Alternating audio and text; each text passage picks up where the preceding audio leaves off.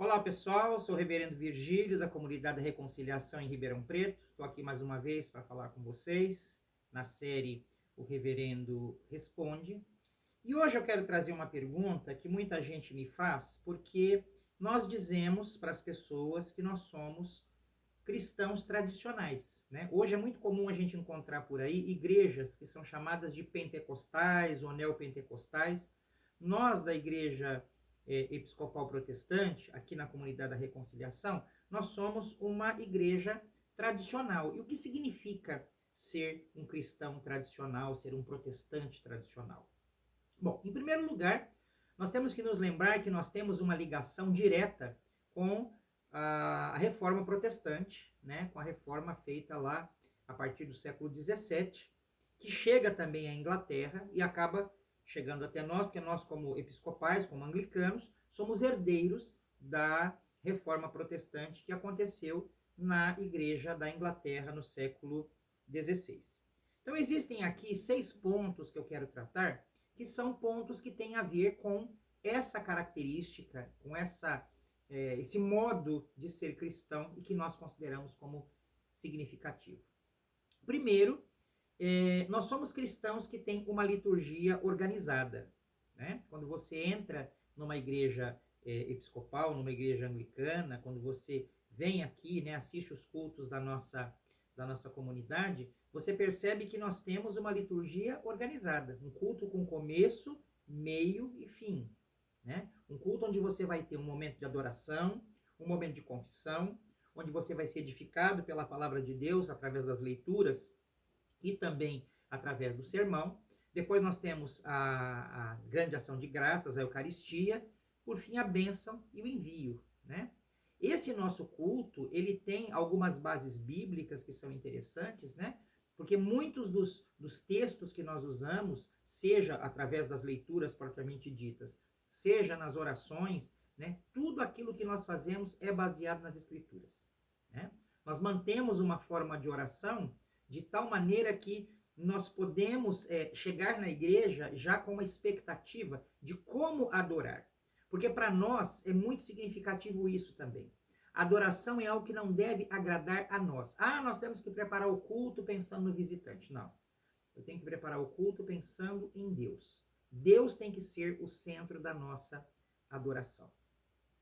Então nós utilizamos, né, nós aqui na igreja anglicana e aqui especialmente na comunidade da reconciliação, nós usamos a liturgia do livro de oração comum, né, que é o livro que orienta, né, a liturgia dos anglicanos. Segunda coisa que nós temos aqui também na nossa comunidade é uma música de qualidade, né? O que significa isso? Significa que nós prezamos músicas que tenham tanto uma melodia quanto uma harmonia de qualidade, né? E principalmente letras que traduzam uma saudável teologia. Nós não cantamos quaisquer cânticos ou quaisquer hinos que coloquem o homem como centro da adoração. Todas as músicas que são utilizadas na nossa liturgia são músicas que levam em consideração colocar primeiro Deus como centro. Então nós usamos hinos tradicionais, hinos que nós tiramos do cantor cristão, tiramos do inário evangélico, tiramos dos salmos e hinos, né, e outros inários que as igrejas históricas usam, assim como também utilizamos cânticos contemporâneos, mas que tenham uma alta relevância teológica. Não é qualquer cântico, mas são cânticos que tenham uma alta relevância teológica. Por quê? Porque a igreja aprende teologia, a igreja aprende doutrina cantando. Isso fica preso nas pessoas, né, na mente das pessoas. Né? Isso mexe com a mente das pessoas. A música é algo que mexe com as nossas emoções, mas quando nós temos uma letra muito bem feita, nós não podemos nos esquecer que aí sim nós estamos tendo também uma forte apresentação teológica, né? Aquilo fica impregnado na nossa alma. Terceiro, é que nós prezamos essencialmente a reverência na adoração, né? Eu sou de um tempo, né, não sou tão velho assim, mas eu sou de um tempo em que quando nós chegávamos à igreja e tinha alguém orando, ou a igreja estava cantando, ou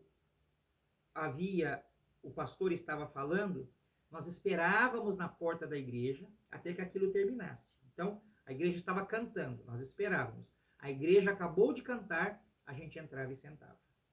Né? Então, esse tipo de comportamento é um comportamento que nós valorizamos. Nós valorizamos muito o silêncio, né? Em vez de falarmos demais, ouvirmos a voz de Deus. Né? Então, colocar no culto momentos em que nós falamos, momentos em que nós cantamos, mas também momentos onde nós ouvimos, momentos que são muito mais de valorização do nosso mundo interior, da nossa interiorização daquilo que está sendo dito, daquilo que está sendo ensinado. Em quarto lugar, uma marca que nós temos também, que significa ser um cristão tradicional, é nós valorizarmos os aspectos católicos da igreja. Lembrando, eu já coloquei isso num vídeo anterior, que a nossa catolicidade é uma catolicidade que está ligada à igreja indivisa, ou seja, a igreja dos 5 primeiros séculos, né? Lembrar das marcas da catolicidade da igreja. Uma Bíblia, 2 testamentos, 3 credos, o credo niceno, o credo apostólico e o credo atanasiano. 4 concílios, né? Os 4 primeiros concílios ecumênicos, Niceia, Calcedônia, Éfeso e Constantinopla. E o quinto aspecto são os 5 primeiros séculos, né? Por isso aí a gente usar a mão, né, para falar dessas 5 marcas da catolicidade da igreja. E nós prezamos extremamente isso. Em quinto lugar, eu quero colocar que nós também valorizamos extensivamente os aspectos protestantes da igreja, né? Os aspectos reformados da igreja, né? Os 5 solas, né? Que nós traduzimos aqui como só a graça, só a fé, só as escrituras, só Cristo e somente glória a Deus. Esses 5 elementos são muito importantes na nossa doutrina, são muito importantes na nossa teologia, e nós fazemos questão de deixar claros, principalmente quando nós estamos pregando a palavra. E por fim, ser um crente tradicional, ser um cristão tradicional, um anglicano tradicional, é ter uma fé prática. É sairmos do culto para irmos em missão. É fazermos da nossa vida um culto a cada dia. É proclamarmos o Evangelho de Jesus Cristo através das nossas palavras, mas principalmente através das nossas atitudes.